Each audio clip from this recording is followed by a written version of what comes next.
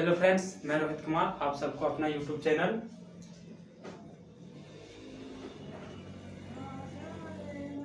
Education for JPSC में स्वागत करता हूं। और आज का हमारा विषय है संथाल परगना काश्तकारी अधिनियम 1949। इसका ये जो है वो मेरा थर्ड पार्ट है। इससे पहले जो है 2 वीडियो और बनाया जा चुका है। इसका काफी लंबा है, 72 धाराएं हैं, जिसे पढ़ने में थोड़ी लंबी और ज़्यादा वीडियो बनाने पड़ रहे हैं। 72 धाराएं, 9 अध्याय, जिसमें से हम लोग जो है वो अध्याय 4 तक पढ़ चुके हैं। अध्याय 4 के धारा 35 तक पढ़ चुके हैं हम लोग। अगले आज जो स्टार्ट करूंगा वो धारा 35 से स्टार्ट करूंगा। और आप सभी साथ साथ लिखते जाइएगा, और वीडियो अच्छे लगे तो शेयर, सब्सक्राइब, कमेंट करिएगा। चलिए स्टार्ट करते हैं। आज का जो सेशन है, आज का जो वीडियो है, आज का विषय पर चर्चा करते हुए वीडियो को आगे बढ़ाते हैं। देखिए, अगला वीडियो में मैं धारा 35 तक बताया हूँ। इसको फिर से जो है वो रिवीजन एक बार हो जाए तो बहुत अच्छी बात है। इसमें कहा गया है कि किसी भी कोई भी रैयत है, ठीक है, वो किसी भी जलाशय या धाराएं कहने का मतलब है कि अगर यदि नदी बही हुई है या कोई जलाशय है, इसका जो है वो आबाद नहीं कर सकता। मतलब कि अगर आबाद कहने का मतलब है कि कृषि इसमें नहीं किया जा सकता है। कई बार होता है कि बीच में यहाँ छेक देने के बाद इतना जो भूमि बच जाता है, ये इसमें कृषि करना प्रारंभ कर देते हैं लोग। तो ऐसी भूमि को जो है वो आबाद नहीं करना है, ये धारा 35 में कहा गया है।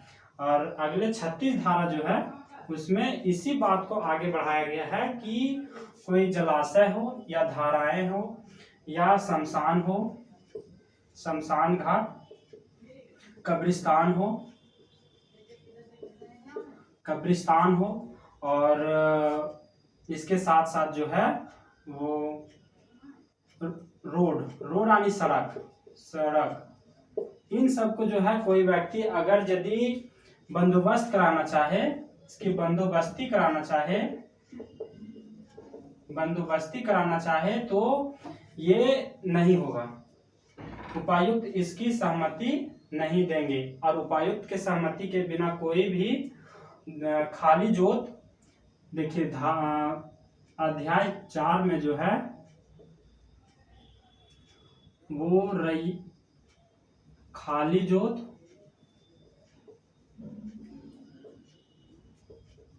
बंजर भूमि,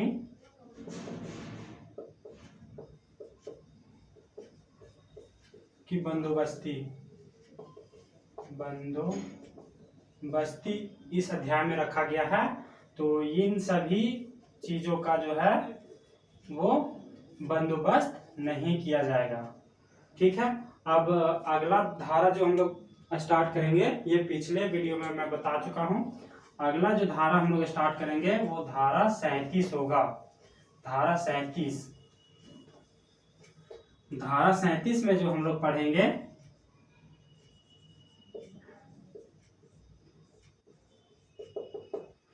धारा 37 में पढ़ेंगे कि मवेशियों के लिए चारागाह।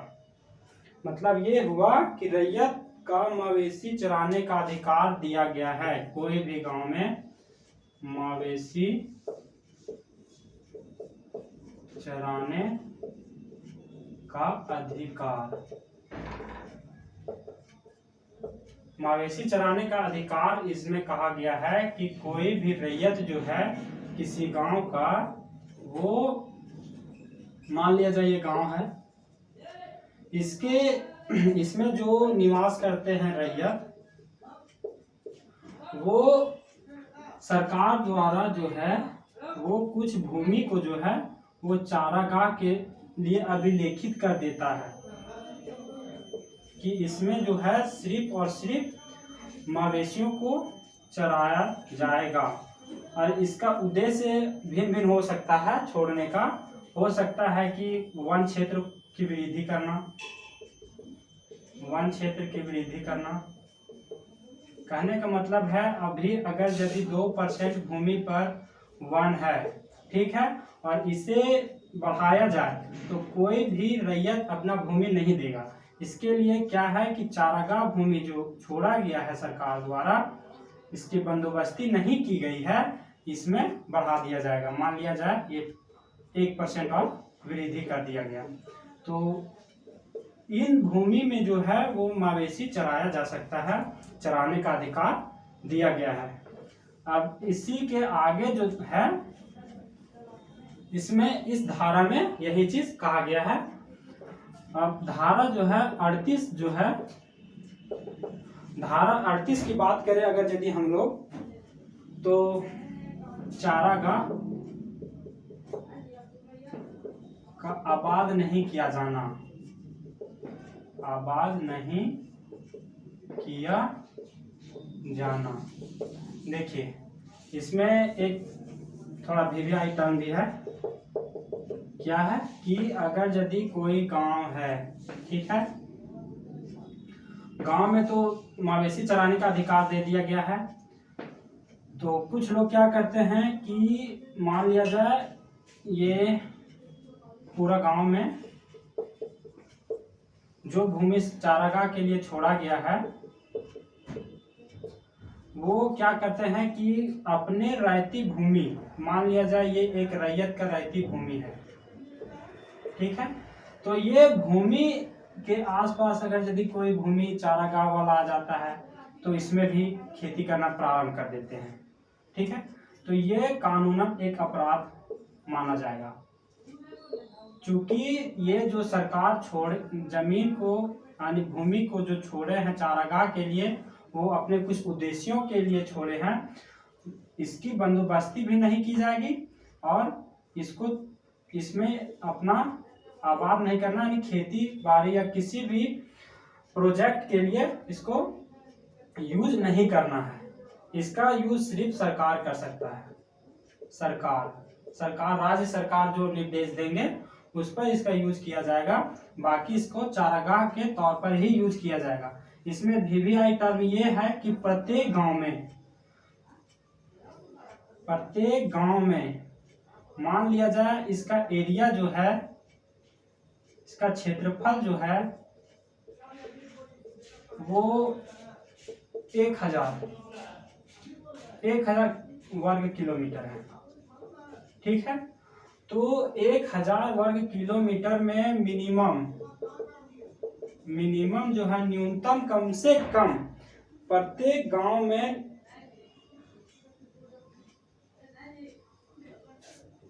मिनिमम जो कम से कम है 5% भूमि को छोड़ा जाएगा, को चारागाह के लिए छोड़ दिया जाएगा, चारागाह के लिए छोड़ दिया जाएगा। मतलब कि अगर यदि 1000 वर्ग किलोमीटर का जो है वो गांव है तो उसका 5% जो भी होगा उतना भूमि मान लिया जाए इतना है, तो इतना भूमि जो है सरकार द्वारा अभिलेखित कर दिया जाएगा कि ये चारागाह भूमि है, ठीक है। इसमें जो गांव के रैयत है वो मवेशी चरा सकते हैं, उनको अधिकार दिया गया है, ठीक है। अब अगला हम लोग धारा 39 की बात करेंगे।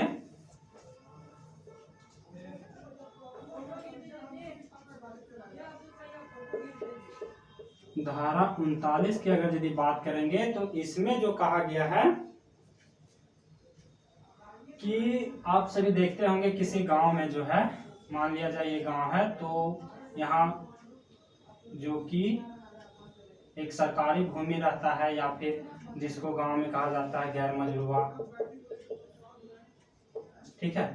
यहाँ पर भी कई बार जो देखेंगे कि तालाब बना दिया जाता है, ठीक है। तो ये तालाब कैसे बनता है? कोई अपना भूमि में तालाब बनाएगा, दूसरे की भूमि में क्यों बनाएगा, ठीक है। तो इसके लिए जो है, इसके लिए धारा 39 बनाया गया है कि जो रैयत है वो अपने जोत से भिन्न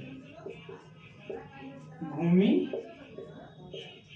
पर तालाब बना सकता है या पोखरा बना सकता है, जलाशय बना सकता है, ठीक है, जिसमें पानी जो रुकता है। मान लिया जाए यहाँ तालाब बना दिया, तालाब बनाना। अगर यदि अपनी एक रैयत अपनी भूमि पर तालाब बनाता है तो अगला धारा 40 जो है वो अपनी भूमि पर तालाब बनाने के विषय में कहा गया है। जब धारा 39 में जो है उसमें कहा गया है कि रैयत अपने जोत से भिन्न भूमि पर तालाब बना सकता है। और अगर यदि तालाब भिन्न भूमि पर बनाया है तो उसमें जो मछली पालन होगी वो पूरे गांव का जो है लोग उपभोग करेंगे, उसका उपयोग करेंगे।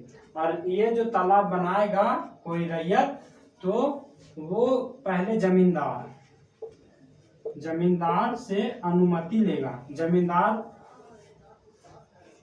कहने का मतलब है अभी ब्लॉक में जो है CO CI कर्मचारी, इन सभी से जो है ना सो अनुमति लेगा। अगर ये सभी अनुमति दे देंगे कि हाँ आप तालाब बना सकते हैं इस भूमि पर, तो वो अपना मतलब जो तालाब बनाना चाहता है गांव में वो तालाब बन जाएगा, ठीक है। अब धारा 40 है,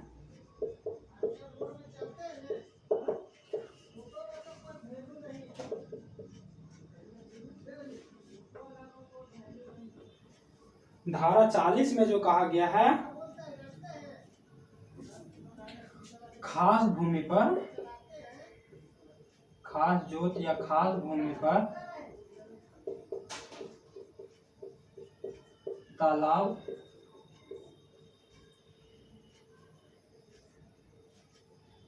की मत्स्य पर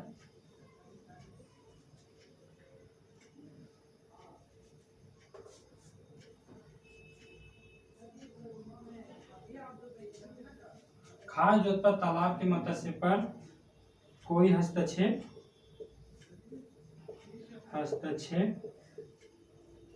नहीं करेगा। इसका कहने का मतलब ये है कि अगर यदि आप सभी ध्यान दीजिएगा, ये SPT एक्ट है, SPT एक्ट 1949, जो कि धारा 1 में मैं बता चुका हूं कि ये सिर्फ संथाल परगना में ही कार्यरत होगा। संथाल परगना में ही इसको पारित किया गया है, इसको लागू किया गया है, वहीं पर इस नियम का पालन किया जाता है, ठीक है। धारा 41 देखिए, धारा 40 में इसको समझाने का प्रयास करता हूं मैं।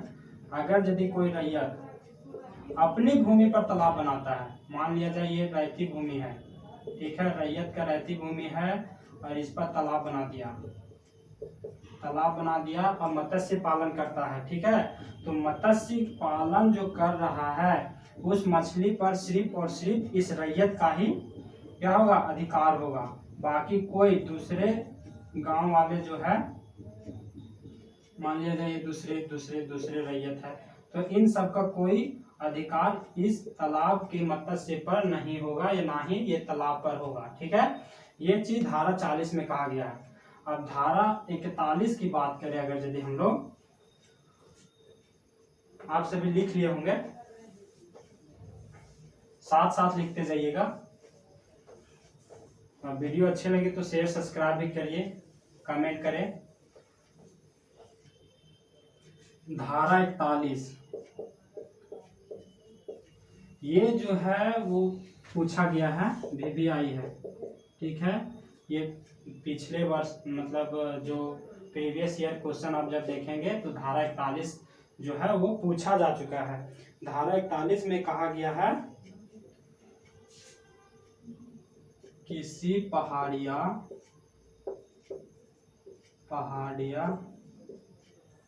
गांव का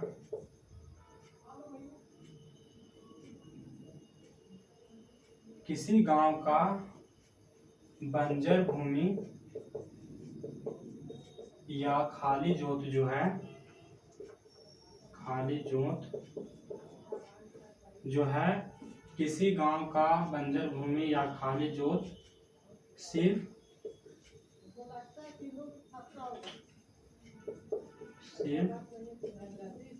पहाड़िया लोगों को ही दिया जाएगा,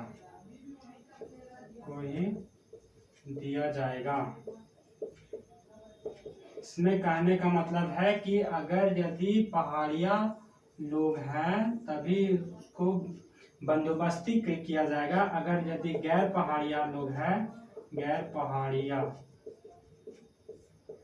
मैं जब झारखंड के जनजातियों के बारे में बता रहा था तो उसमें पहाड़िया जनजाति के बारे में बताया हूँ, पिछले वीडियो में आप देख सकते हैं। गैर पहाड़ी का मतलब है कि जो पहाड़िया जनजाति नहीं है उनको उस गांव का जो बंजर भूमि है या खाली जोत है उस पर उसका अधिकार नहीं दिया जाएगा, यानी कि बंदोबस्ती नहीं किया जाएगा गैर पहाड़िया जनजाति को या गैर पहाड़िया लोगों को।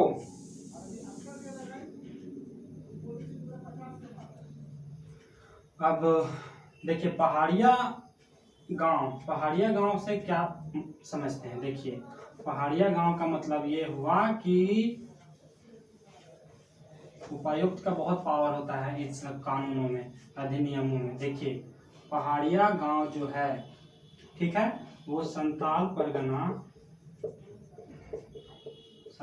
परगना इसमें जो 6 जिले हैं, ठीक है, 6 जिले धारा 1 में मैं बता चुका हूँ। 6 जिले में मान लिया जाए ये देवघर है, ठीक है, ये साहेबगंज है, ये पाकुड़ है, ये गोड्डा है, ये जामताड़ा है और ये दुमका है, ठीक है। तो मान लिया जाए देवघर का जो उपायुक्त है यानी कि DC साहब, ठीक है, वो क्या किए हैं कि एक गांव है, मान लो इस गांव का नाम कुछ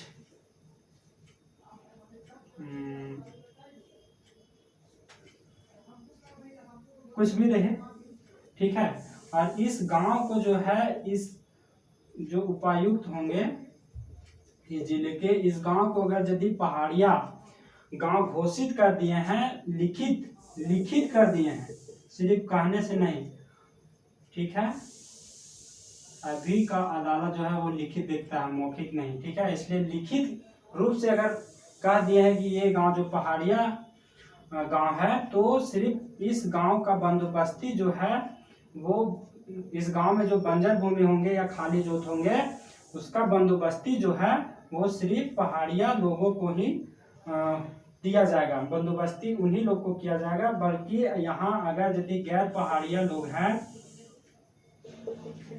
गैर पहाड़िया भी यहाँ अगर है तो इन लोगों को बंदोबस्ती नहीं किया जाएगा। इसी तरह से इन 6 जिलों में कहीं भी ऐसा हो सकता है, ठीक है। अब अगले जो धारा है, धारा 42, धारा 42 की अगर यदि हम बात करें,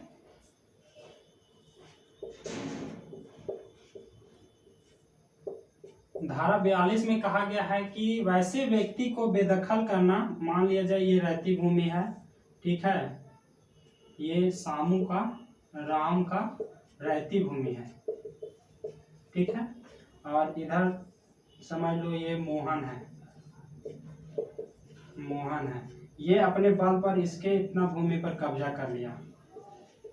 ठीक है, कब्जा करने का मतलब है कि आवाज मतलब इसका यूज करने लगा है। ठीक है, दबाव डाल के या किसी प्रकार से। तो जो रैयत है राम, वो क्या कर सकता है कि आवेदन देकर जो है वो बेदखल करवा सकता है। बेदखल करने का मतलब है कि मोहन को यहाँ से इस भूमि को छोड़ना होगा।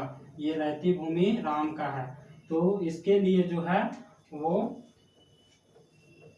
सही तरीके से लिख देता हूं, आप सभी लिखते जाइएगा।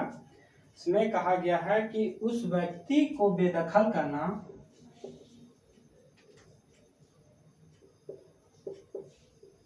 उस व्यक्ति को बेदखल करना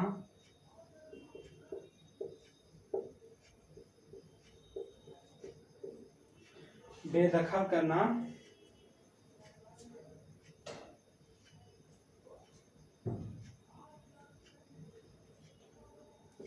जो कृषि भूमि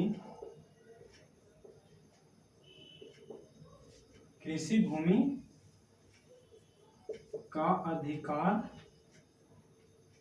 अनाधिकार मतलब अनाधिकार का मतलब हुआ है कि उसका अधिकार उस भूमि पर पूर्ण हो, मतलब उस भूमि पर उसका अधिकार नहीं है तो उस भूमि से उसको बेदखल किया जाएगा। ठीक है, धारा 42 के तहत। आप सभी लिखते जाइएगा। अब बात करेंगे हम लोग अध्याय 5 की, यहीं तक था धारा 4, अध्याय 4। अब अध्याय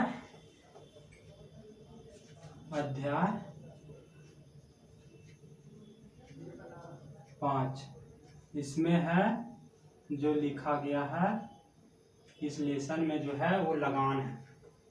लगान कहने का मतलब है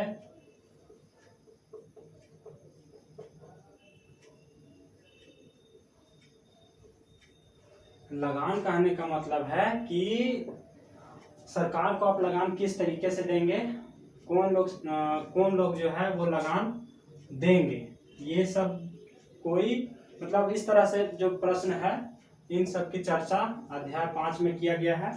अध्याय 5 का जो पहला धारा है, धारा जो कहने का मतलब है धारा पहला, अध्याय 5 का पहला धारा जो कि एसपीटी एक्ट का 43वां धारा जो है, इसमें कहा गया है कि जो लगान की वसूली जो करेगा, वसूली जो है वो जीनस का मतलब क्या हुआ, या वस्तु के रूप में नहीं किया जाना।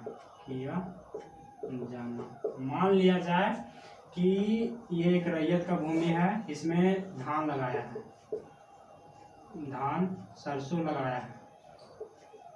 ठीक है, तो ये अपनी भूमि का जो जमाबंदी नहीं करवाया है, जमाबंदी का मतलब है कि हिसाब, यानी कि जो लगान आप देते हैं उस समय जो हिसाब किया जाता है कि आपकी लेखा जोखा, उसी को जमाबंदी कहा गया है। यानी एक तरह से समझ लीजिए कि हिसाब मतलब भूमि में लगान के तौर पर आप कितना रुपया दिए, इन सभी को जो है वो जमाबंदी कहा जाता है उस समय।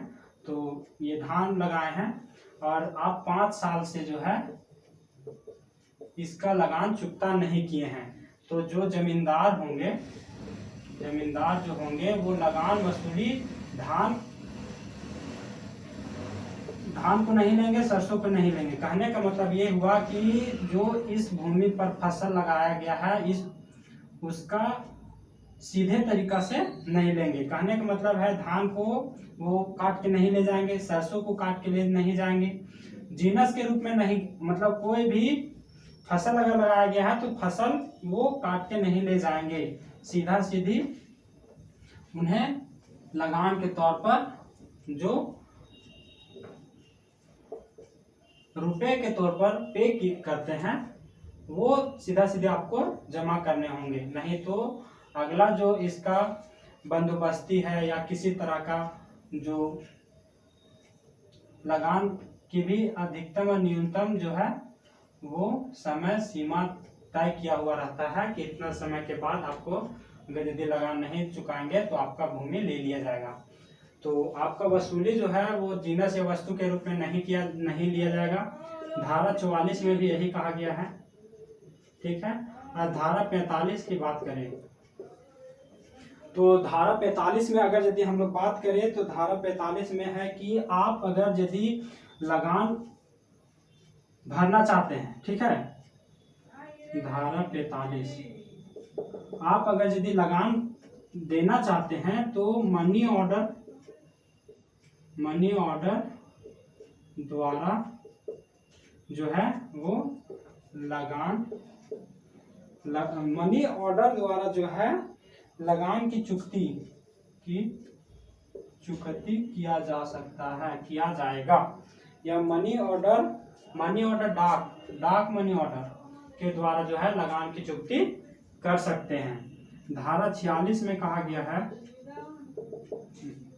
धारा 46 में कहा दिया गया है कि प्रत्येक रैयत के लगान का लेखा रखना अनिवार्य।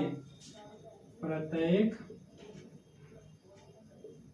रैयत के लगान का लेखा रखना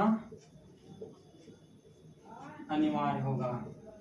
अगर यदि आप भूमि का लगान दिए हैं तो जमींदार है वो इस जो आप देंगे तो आपका जो जितना पे करेंगे या जितना बाकी है इन सभी का जो लेखा जोखा रखना है जमींदार को, ठीक है। ये धारा 46 है। अगर यदि नहीं रखता है, किसी तरह से गड़बड़ी होता है तो धारा 46 के तहत उनको सजा भी हो सकती है या उनको इसका जो है दंड दिया जा सकता है। धारा 47 की बात करें अगर यदि तो धारा 47 में है कि आप अगर यदि लगान दिए हैं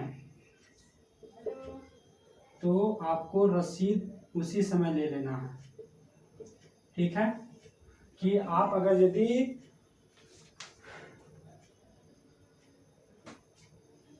आप लगान भरे हैं तो आपको रसीद भी ले लेना होगा उसी समय। और ये रसीद कौन देगा, ठीक है। ये रसीद जो है धारा 48 में कह दिया गया है कि ये रसीद जो है वो राज्य सरकार देगा, ठीक है। कहने का मतलब ये हुआ कि अगर यदि जमींदार आपको रसीद उस समय नहीं देता है जिस समय आप लगान चुकती किए हैं तो वे जो जमींदार होंगे यानी कि अभी के तौर में कहा जाए तो सीओ या सीआर जो भी रसीद देते हैं वो उनको सजा भी हो सकती है, ठीक है। और ये जो रसीद है वो झारखंड सरकार देते हैं, ठीक है। और धारा 49 और धारा 49 में कहा गया है कि लगान होल्डिंग पर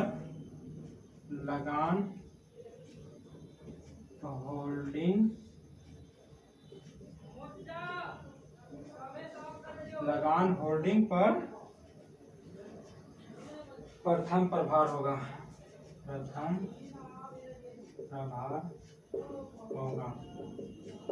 ठीक है। ये धारा 49 में है। और धारा 50 की बात करेंगे हम लोग। वीडियो अगर अच्छी लगी हो तो इसको शेयर, सब्सक्राइब और कमेंट जरूर करें। अगर यदि ये आप सभी को हेल्पफुल नजर आ रहा है तो अब बात करेंगे धारा 50।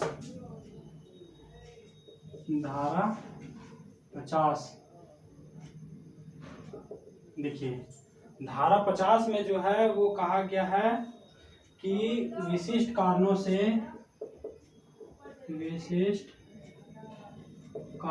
से लगान में कमी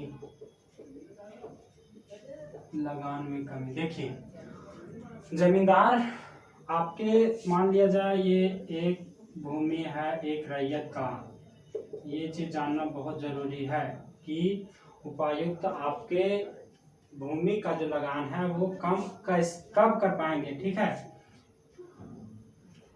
एक रैयत का एक रैयती भूमि है, ठीक है, इसका क्या कंडीशन है कि मान लिया जाए पहले हम 5 रुपया प्रति कट्ठा देते थे, ठीक है, सॉरी मान लिया जाए 200 रुपये प्रति एकड़ देते थे, ठीक है, 200 रुपये प्रति एकड़ देते थे।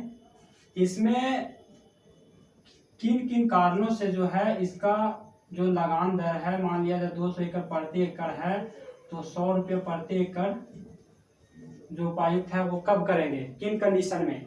तो इसका कंडीशन नंबर पहला जो है वो है कि मान लिया जाए इतना भूमि जो है वो बालू वाला है, ठीक है, मतलब बालू वाला हो गया तो इसमें फसल तो उगेगा नहीं।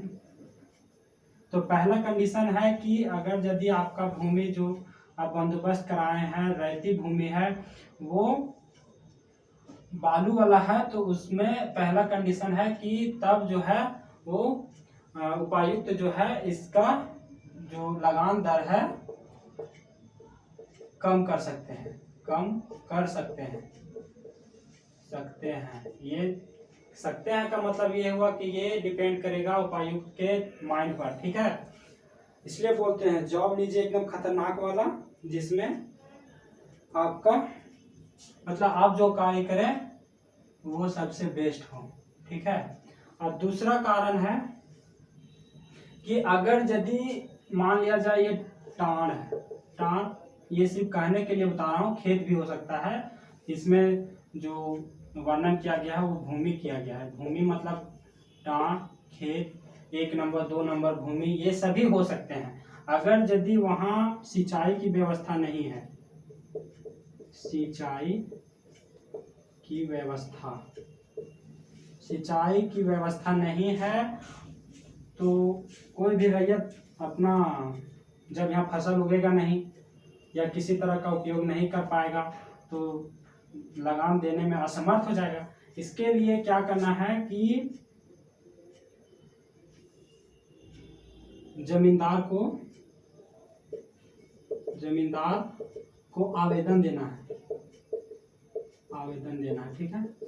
आप जमींदार को आवेदन दिए और 6 माह हो गया, 6 महीना हो गया, ठीक है, और 6 महीना के भीतर जमींदार इस भूमि पर ध्यान नहीं दिया, ठीक है, ध्यान नहीं दिया यानी कि सिंचाई व्यवस्था नहीं किया, सिंचाई का कोई व्यवस्था नहीं किया, कोई व्यवस्था नहीं किया, ठीक है, तो भी सरकार यानी कि उपायुक्त जो है वो लगान दर कम कर सकते हैं। दूसरा कंडीशन ये हो गया। तीसरा कंडीशन है कि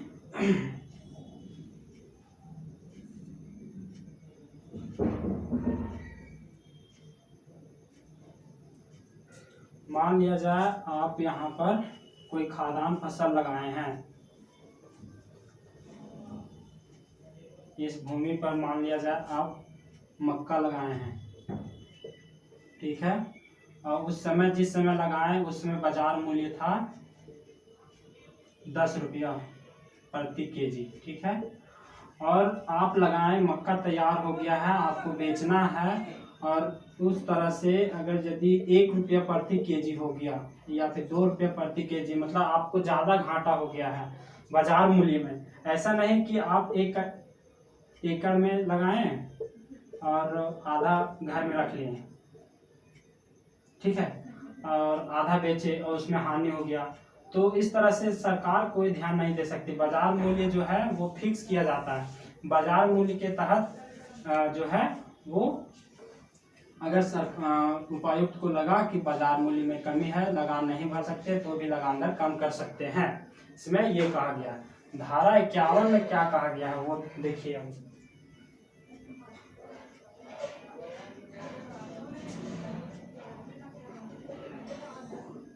धारा 51 में कहा गया है कि लगान की कमी की लगान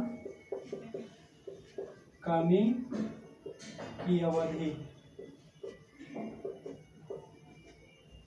लगान कमी की अवधि जो है वो दर्शाया गया है या लिखा गया है धारा 51 में। ठीक है, ये कुछ खास नहीं है, जब ये फॉलो करेगा तो सरकार उपायुक्त इस पर ध्यान देगी तभी किया जाएगा, नहीं तो नहीं किया जाएगा।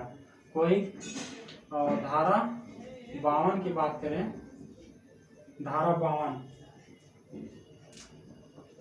मान लिया जाए, धारा 52 में लिखा गया है कि दे लगान से अतिरिक्त वसूली और जमींदार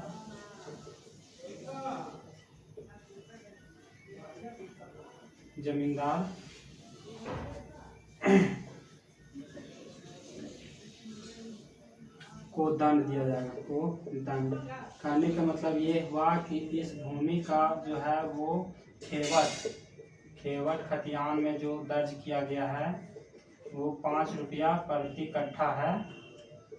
और आप जब इसकी लगान भरने गए, ठीक है, आप लगान जब यहाँ भरने गए, अभी तो ब्लॉक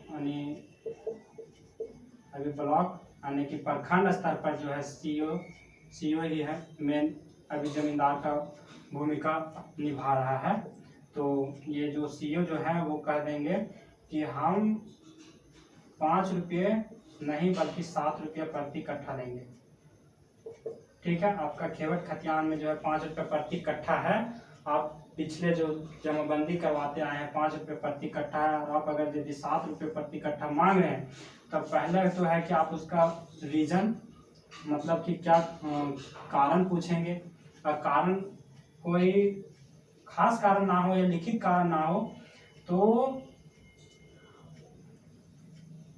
और ले लिए हैं, आपको आपत्ति दर्ज कर दिए, मान लिया जाए आप केस कर दिए इस पर कि मेरा जो 5 रुपये प्रति कट्ठा था और ये 7 रुपये प्रति कट्ठा ले लिए हैं, या फिर घूस जिसको कह सकते हैं डायरेक्ट घूस, वो रसीद में लिखेंगे 5 रुपये प्रति कट्ठा, बाकी सारा पैसा जो है वो अपना पैकेट में रख लेंगे।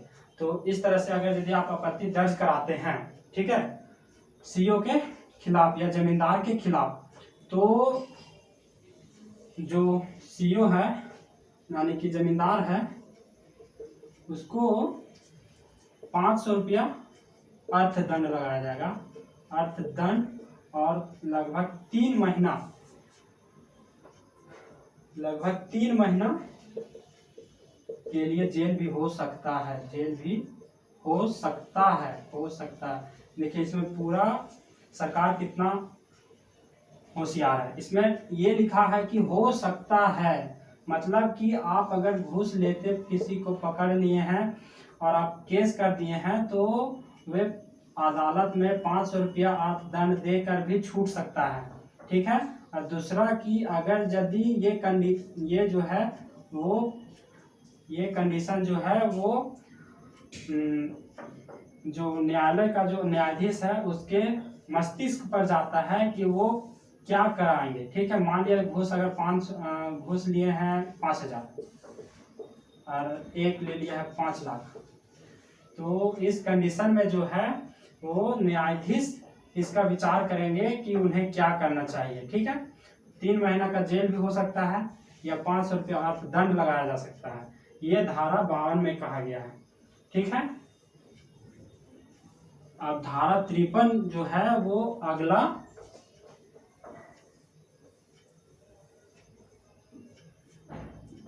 अध्याय का है, अध्याय 6। इसमें कहा गया है कतिपय परियोजनाओं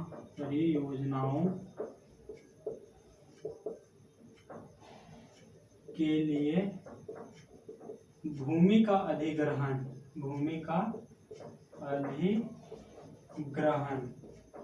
ये चीज कहा गया है।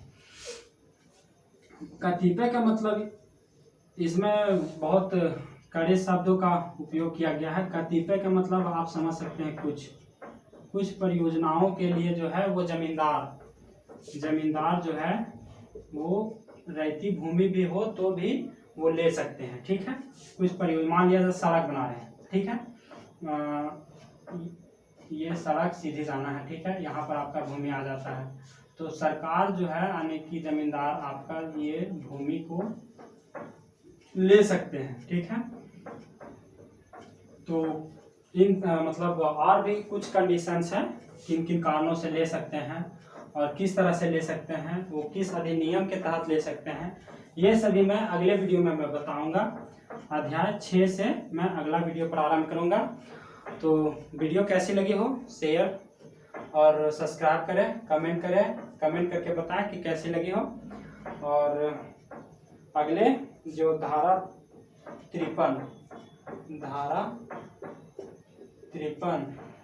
53 से मैं अगला वीडियो में बताऊंगा। अगले वीडियो, और इसमें जो है एक वीडियो में बना दूंगा जो हेल्पफुल होगा, बहुत ज़्यादा हेल्पफुल होगा एसपीटी एक्ट को जो जेपीएससी का तैयारी कर रहे हैं। ठीक है, उनको बहुत ज़्यादा एकदम VVI एक वीडियो में मैं बता दूंगा कि कौन कौन सा धारा जो है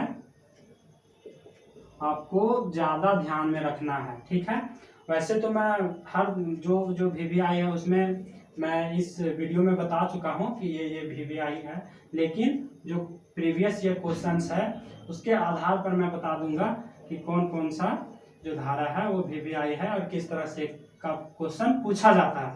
और अगर यदि कहा जाए तो धारा 1, धारा 5, धारा 4, 5, 9, 10, 12 और 20, 18, 17 और ईंट और खपड़े वाला जो 15 है ये। और मतलब ये है कि आप अगर यदि 30 या 40 तक अगर यदि अच्छे से हम पढ़ लेंगे तो 5 प्रश्न में जो है कम से कम 2 या 3 प्रश्न जो है वो आपका बन जाएगा। ठीक है, और धारा 33 जो है वो VVI है, धारा 41 VVI है, धारा 63 VVI है। और मैं बता दूंगा और क्वेश्चन किस तरह से पूछता है ये भी बता दूंगा। तो वीडियो अच्छे लगे हो तो शेयर सब्सक्राइब फिर से मैं कह रहा हूँ कर दीजिएगा। आज इतना ही, चलिए अब अगले वीडियो में मिलेंगे। Best of luck, thank you for watching this video.